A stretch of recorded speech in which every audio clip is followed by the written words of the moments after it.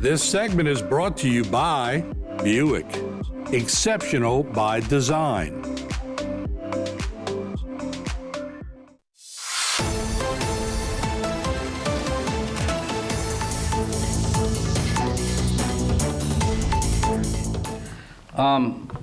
I stand before you today to say that justice finally caught up. 10 years ago, a tragedy struck our community when a life was taken in a senseless act of violence.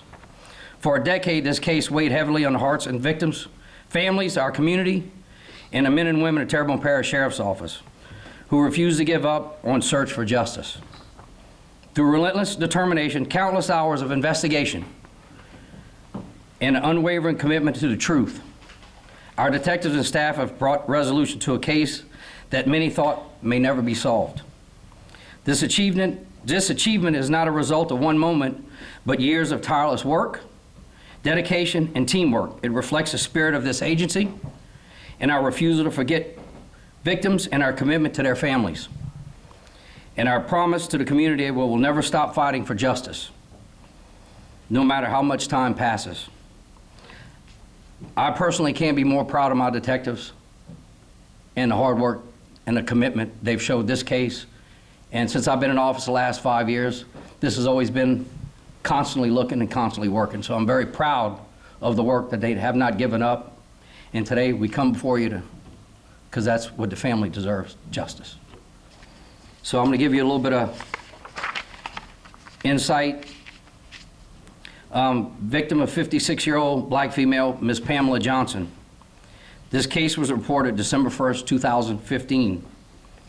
Suspects, Charles Johnson, 70 years old, of Houma, and Shannon Robinson, 43, of Houma.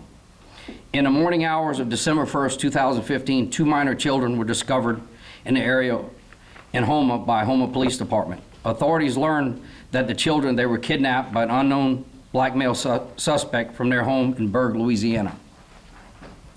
The children provided further information that a family member was shot prior to the kidnapping taking place. Authorities then located a vehicle registered by Pamela Johnson in the area where the children were discovered. Deputies with Terrebonne Parish Sheriff's Office responded to the address on Country Drive that was investigated, linked to where they discovered the deceased body of a female. Authorities were able to identify the female as Pamela Johnson, 56 years of age, who died of an apparent gunshot wound. Through the investigation, detectives discovered evidence to suggest the specific group of persons of interest were involved in a homicide of Pamela Johnson. TPSO detectives continued the active investigation throughout the years, which resulted in a development of evidence that led to the arrest of George Earl Robinson and Shannon Robinson, both of Houma, in May 19, 2022. The arrests were presented before a grand jury. Through the investigative information, substantial the case was rendered pretermit by the jury, and Mr. Joe Waits will discuss that when he takes the podium. As the years continue to pass, detectives with the Sheriff's Office continue to work tirelessly, which led to discovery of new evidence, which has led to confirm that the murder of Pamela Johnson was directly related to conspiracy to kill for financial gain. Detectives with TPSO, Terrebonne Parish Sheriff's Office, then secured arrest warrants for Charles Johnson and Shannon Robinson for charges of first-degree murder, solicitation for murder, and aggravated kidnapping. Both suspects are currently incarcerated in Terrebonne Parish Sheriff's Office, where they're being held with no bond by our local judges. And I'll just make a note, this is still an active investigation, and our detectives are still working on every single thing so we make sure the family gets the justice they deserve. Additional arrests are probable at this point in time, but we're still working that particular case, and as that information comes available, we're definitely gonna let y'all know and provide it.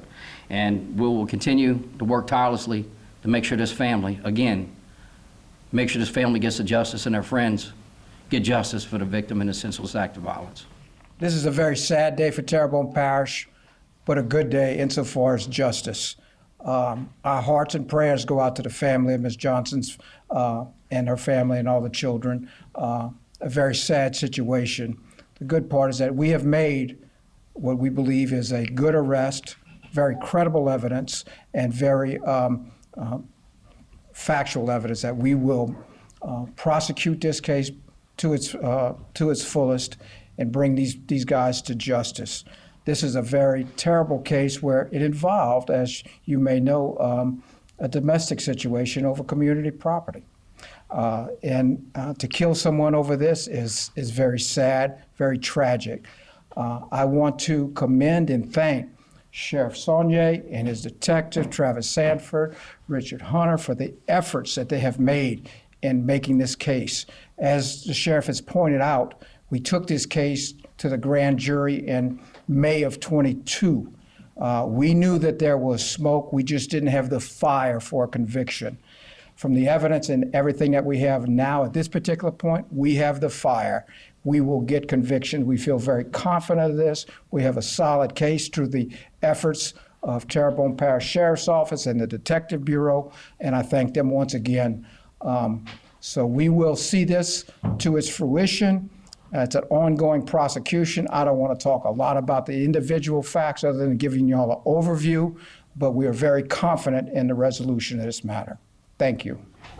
Charles Johnson, is he the spouse of the deceased person? Charles Johnson was the husband of Ms. Johnson. Okay, and then so what was the motive?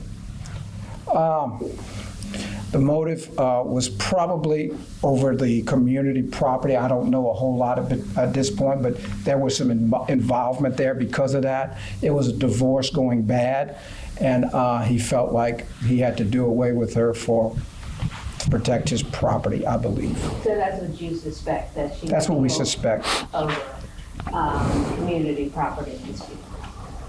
Who is Shannon Robinson? Is he related to... I do not know if he's actually related. We believe him to be the trigger man.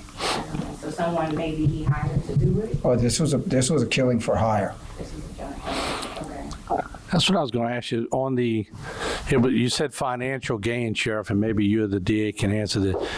Was he trying to gain community property, or did she have an insurance policy that he might be trying to get also? As far as insurance policy, I don't know anything about insurance policy, but based off of the divorce and probably the community property settlement or whatever the case, I think that was probably the majority of the motive involved in this. Can I ask you how many man hours, because this is stretched, God, I can remember the first time we went on the air with it, but how many man hours y'all really tried to get this case under control, and it seems like now?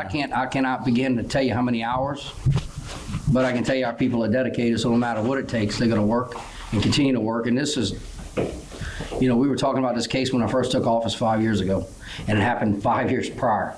Mm-hmm. But they haven't given up, and to that is continuous effort. I'm very proud of the work. I mean, these guys work around the clock. We handle things all the time, but this has always been there. They're going to continue to work on this and work on this, work on this, because the families deserve that. Mm-hmm. What was the trigger that made y'all realize that y'all might have something that it needed to be looked into further at the grand jury or whatever? Was there one specific thing, or somebody came forward? That came to light. Can you elaborate? Or As far as investigative purpose, that's where. I want to be clear. So Robinson is the alleged trigger person. Are you alleging, or you believe that the husband hired Robinson to kill his wife? Is that Yes. the allegation? Yes. And you don't know their relationship, just that he was just hired? He was hired. Okay. What happened in May of 2022? I know you said that it was brought in front of a grand jury, so at the time you had already arrested the two? They went to a grand jury and they didn't proceed forward with it based off of the grand jury, but new evidence came to light, and that's what led us here today. So you have been suspecting for a while now? Well, there was a lot of, sometimes we can suspect, but we got to be able to prove. And over a period of time, we were able to get to this point to where now we can prove, and we feel 100% confident the family's going to get the justice they deserve. And when it comes to the two girls, I know one of them was 10 at the time, one of them was 7. Did they say that that's what happened? Well, part of the investigation, all of the inner details of what happened, in the earlier stages, that was 10 years ago. But that information, we still had it, and we were able to use that, plus with current information that we received. What was the community property exactly? Probably, if I was a guess, not getting into probably homes, maybe retirement, could have been any one of those things. Okay. So back in 2022, y'all had charged a George Robinson and a Shannon Robinson. Is George still suspected to be involved at all? Well, we're still investigating, so I'm not saying yes, I'm not saying no, but we still have a lot of more investigating. We're gonna look at everything. And if there's more people that were involved in this, they're gonna be brought to justice too. And Mr. Waits, this is first degree murder. Are you going to be pursuing death penalty? My policy has always been that I consult with the family, and I make a joint decision after I meet with the victims of this. We have not done that yet, but that will be a consideration at some point in time after I meet with the family. Can I ask a question as far as the family, when y'all, and not to bring them into the horrific things that happened, but just the relief that they felt when y'all brought them the case and said, we think we have it. Can you talk a little bit about the relief they felt? Well, I'll say this. When tragic things happen and we can bring families in and give them some level of closure as to what happened and bring the people that need to be brought to justice, that's why these guys work their tails off every single day. This is about what we do, is taking care of victims and get the justice they deserve. And that's why I'm proud of these guys and the work they do. Because it's about victims and making sure you give the justice those family members, their friends deserve when they lose a loved one. And you can't really talk to the evidence that you were able to connect it on. No, but in time, but we're still, look, it's not over with. But we felt it's important enough, you know, we're getting some closure for the family, and this is why we're here. And Mr. Johnson wasn't taking care of the two children after the murder, right? No. What have they been since? How are you doing? That I can't tell you, but I mean, I know my detective's been very close with the family and keeping in contact, but I'm sure this type of tragic event, they have challenges. And of course, we're here to make sure we help them through that process as well. Is it believed that they witnessed her being shot and killed, or? Probably, because they, in the earlier stages, they were able to, they knew something happened. Mr. Waits, when you're talking to a family on a possible death penalty case, and I know you weigh it out, I've always known your policy, but can you tell us about how that is, how that process to do that with the family? Well, when I get in private with the family, I will lay out the facts that we have, the information, and the death penalty is very involved. I let them know what the course of action will be, what to expect, and they will make an educated decision as to how they want us to proceed. So it's kind of premature at this particular point, but victim input, victim notification, and having them on board is a priority to me, and that's the way I've operated. I've always operated in the past. This segment was brought to you by Buick. Exceptional by design.